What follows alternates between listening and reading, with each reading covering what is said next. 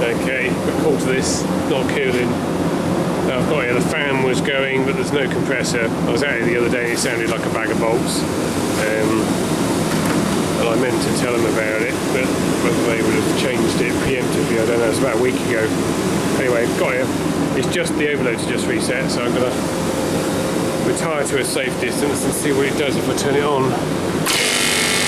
Oh, running. It's running, but it sounds terrible.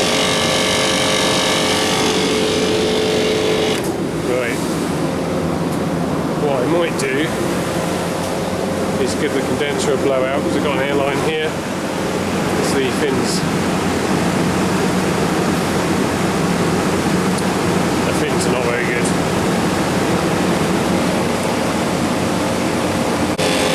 Yeah, it's making some odd noises.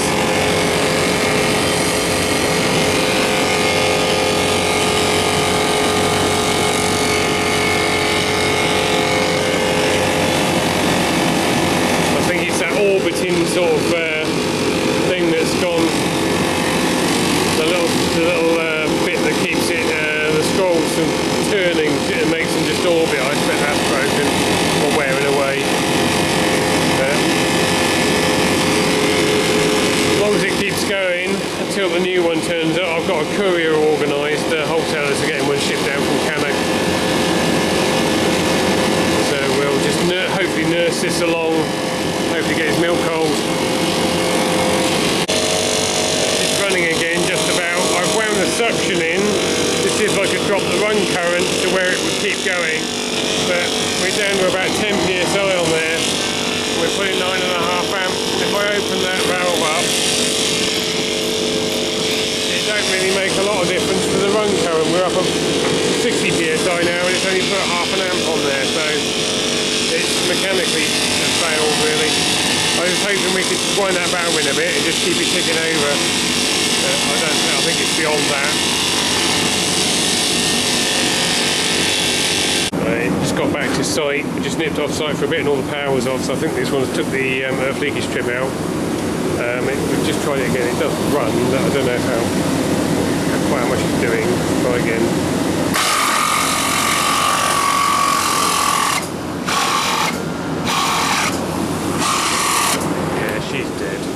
Not even pumping now. I was hoping to pump it down, get the recovery machine out.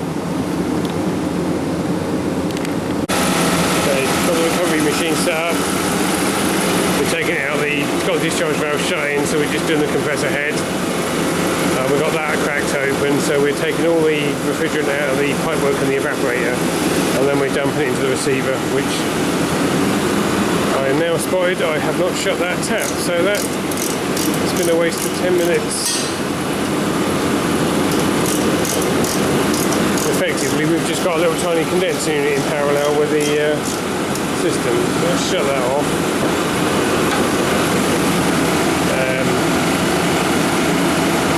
So we can recover the gas out. I'm not sure if the new compressor is going to have the same pipe connections, because this is a ZR61. And we've got a ZB38 coming, which is the same duty, but I'm not sure if they put the connections in the same place. And this one I think was a stub compressor, and it's had adapters soldered in from the factory. So the other one, the valves might be further away, but with this mill being hot, we're just going to, even if we have to undo all the clips, have the pipework flapping about for a day or two, just to get him cooling again, and then come back and do it properly. Where we're at with this.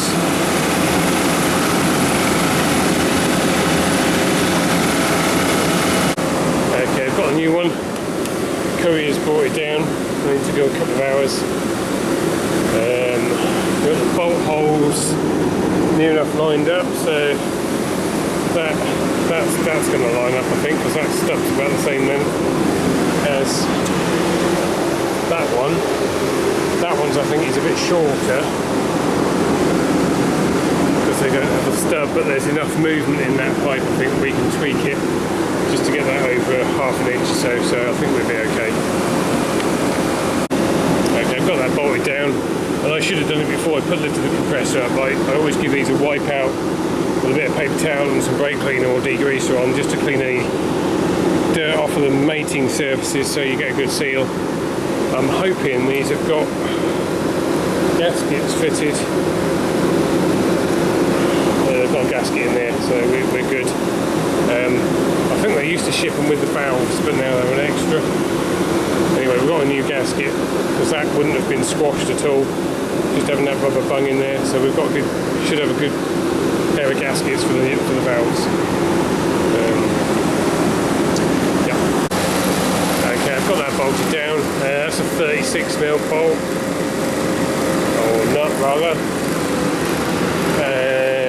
Which we've got this one, 36. And then the other one, I think, is 30. Yeah, 30mm. So it's sometimes easier to use them than adjustables. And then what I normally do is get that old monkey wrench on there, and you can put it on there like that to stop the valve turning as you do the nut up. We're just getting the vacuum pump set up now. Compressor backed out, get it cooling. We need to change the dryer and we need to put a new contactor in there, but I want to get it running so we've got a chance of getting the milk cold. Yeah, another hour dicking about might make the difference between chucking 4 or 5 grams worth of milk away, so we can do that later on. Okay, got the wires made off, backed out, shut this off. I forgot to put the crankcase here on, which is a pain because I have to unthread all the wires to get through that. Never mind. So it's backed out, valves are all open, ammeter on there, let's turn it on, see what happens. 8 amps, we were pulling about 10 or 11 before.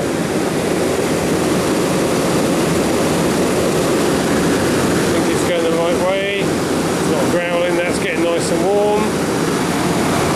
See the oil moving in there, I think. Not sure.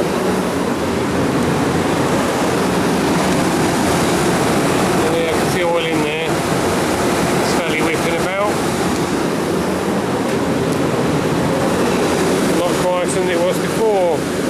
Head push is coming up to 300 psi nearly. 4 bar on the suction. Just under 4 bar, 3.8 bar. 58, 57 psi, something like that. 9 amps. Fingers crossed. Okay, that's back up and running. It's been running an hour or two now while I've been packing up. Just kept an eye on the run current and gas pressures and the oil level. Got the crankcase heater back on there. Come back and do the dryer and